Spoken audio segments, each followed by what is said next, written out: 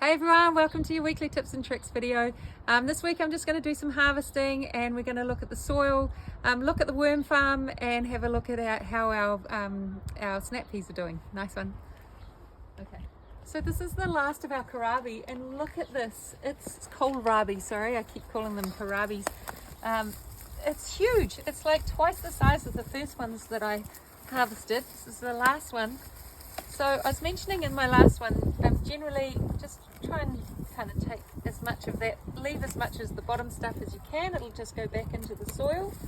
And then we're going to take this out and you can use all of these leaves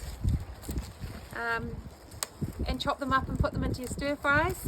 And you can also just grate this up with some apple and some walnuts I've been having, and put some lime juice and some olive oil, and it makes it a really delicious salad.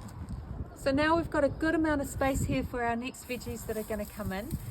So we're just going to keep feeding that soil. I'm going to get a little bit of my worm castings and put in here. And if you haven't got worm castings, if you've got a bit of compost around, or you can add some compost in from the landscaper, and just keep feeding that soil so it's ready for your next ones, and keep it covered so that it can just keep its moisture in while we're waiting for the next vegetables to arrive. Also, I've got loads and loads of rocket here. It's going really well. Just keep harvesting everything, as I keep on mentioning. If we want to get the most out of our gardens, you just keep on harvesting and give some rocket away to your friends if you've got too much for yourselves. And the other thing about harvesting too is it's going to keep your other plants from getting enough sunshine. So one thing that I'm trying to do here is harvest enough for my kitchen, but also just make sure that I'm harvesting all the leaves away from the other leaves that need to be exposed to enough sunlight.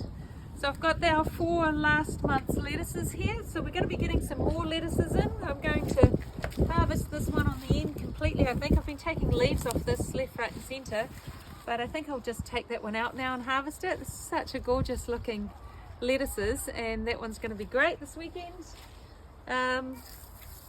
And just getting this soil ready, because we're going to have our spring growth. The next ones that come in, everything's going to start growing super fast, so we want to keep turning things over as fast as we can.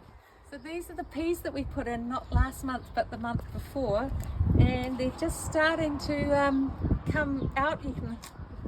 It's so good when they're just straight off, really young. Oh, there's another one.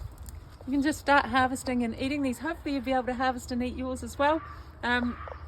And then the ones that we got just a couple of weeks ago, mine are starting to come up now. They're starting to, you can see they start to hook onto your trellis and start growing upwards. Make sure that if you need to train them up, if they're languishing around the bottom, then just train them up so that they can start going upwards. And just keep an eye on those pests, and remember to do your traps if you're noticing that they're getting a little bit eaten. Nice one. Look at all those things we've harvested this week.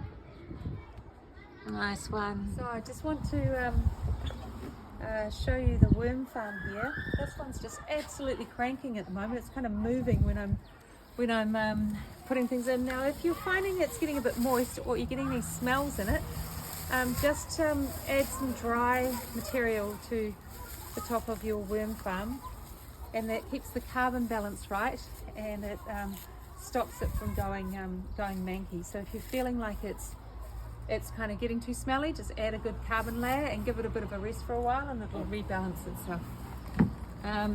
Just going to have a look down here.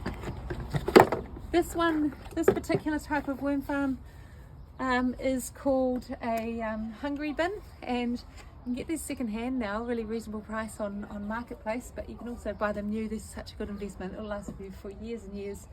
They don't smell, they keep all your food scraps, and they come all the way down through here.